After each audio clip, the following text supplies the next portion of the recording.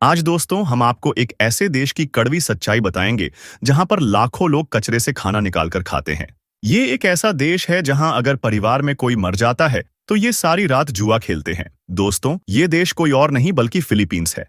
आज हम आपको इस देश में रहने वाले ऐसे लोगों से मिलवाएंगे जिन्होंने अपने शरीर को पानी के नीचे रहने के लिए भी इवोल्व कर लिया है। चलिए दोस्तों इस सफर को शुरू करते हैं। दोस्तों फिलीपींस एक ऐसा देश है जहां किसी के परिवार में अगर कोई मर जाता है तो ये लोग उसे ताबूत में रखकर रोते नहीं बल्कि उसी ताबूत के सामने बैठकर जुआ खेलते हैं, शराबें पीते हैं और नाच गाना करते हैं। इस मौके पर ये लोग अपने सभी रिलेटिव्स को भी बुला लेते हैं। इस जुए में जो जीतता है उसे परिवार को पैसे देने पड़ते हैं ताकि मरे हुए व्यक्ति का फ्यूनरल हो सके। इसके अलावा दोस्तों फिलीपींस के मनिला में पाग पाग नाम की एक डिश होती है।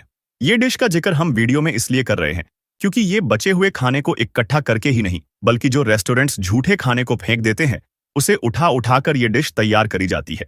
उस फेंके हुए खाने को लोग इकट्ठा करते हैं, उसे रिप्रोसेस करते हैं और दोबारा फिर मसाले वगैरह डालकर पकाते हैं। इस डिश को फिर ये लोग 20 से 30 रुपये में पर प्लेट के हिसाब से बेच देते हैं।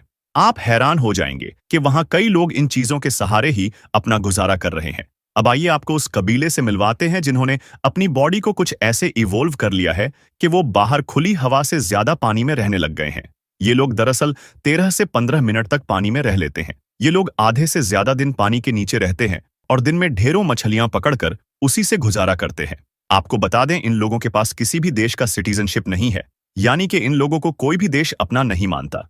दोस्तों फिलीपींस में इतना ज्यादा गाड़ियों पर टैक्स है कि यहाँ के 90% लोग कार खरीद ही नहीं सकते। जैसे कि कार के ऊपर पहले एक्साइज टैक्स 4 से 50% तक लग जाता है, इसके बाद इस पर 12% का वैल्यू एडेड टैक्स लग जाता है, इसके बाद इस पर इंपोर्ट ड्यूटी लग जाती है जिससे कार का प्राइस डबल हो जाता है। अब गाड़ी का प्राइस करीब $35,000 हो चुका है, जबकि यहाँ एक एवरेज इंसान $300 से $500 कमाता है। मतलब कि उसे एक गाड़ी खरीदने के लिए 6 से 7 साल की इनकम लगेगी और इसीलिए यहाँ लोग गाड़ियां नहीं खरीद पाते। दोस्तों मनिला में हजारों लोग ऐसे हैं कब्रिस्तान में रहते हैं।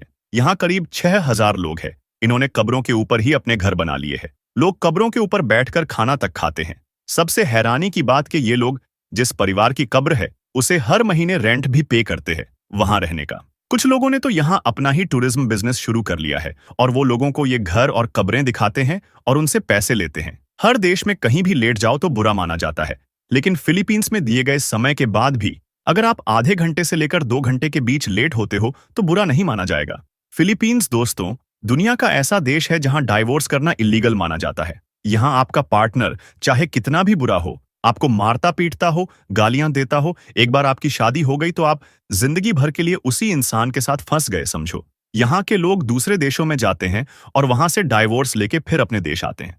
अब ऐसा भी दोस्तों वहां का हर परिवार नहीं कर सकता। यहाँ की अब आइए आपको एक बेहद अजीब चीज बताते हैं। यहाँ एक बार डेंगू फैल गया था और सरकार ने वहां कीड़े मकोड़े या मच्छर मारने वाले केमिकल स्प्रे नहीं किए बल्कि लोगों को ये काम दे दिया कि जो भी मच्छरों को पकड़कर हेल्थ सेंटर लाएगा उसे पैसे मिलेंगे। हर 5 मच्छर के बदले 20 रुपए के आसपास देते थे।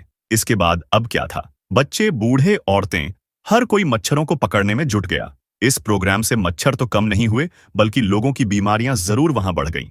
दोस्तों फिलीपींस एक ऐसा देश है जहां दोपहर के समय ही हजारों लोग आपको सड़क किनारे सोते हुए मिल जाएंगे। इन लोगों को जहां जगह मिलती ये वही सो जाते और वहां ये बहुत नॉर्मल है। दरअसल ये लोग वहां के खराब पब्लिक ट्रांसपोर्टेशन की वजह से अपने घर सोने नहीं जाते क्योंकि उसमें उन्हें 4 से 5 घंटे सिर्फ जाने में ही लग जाएंगे और ऊपर से वहां रहने की व्यवस्था इतनी खराब है कि 8 से 10 लोग एक कमरे में सोते हैं और यही सोचकर ये लोग वहां फुटपाथ पर ही सो जाते हैं। दोस्तों कैसी लगी आपको फिलीपींस देश की ये जानकारी, कमेंट जरूर करना और इस वीडियो को लाइक करके चैनल को सब्सक्राइब जरूर कर देना।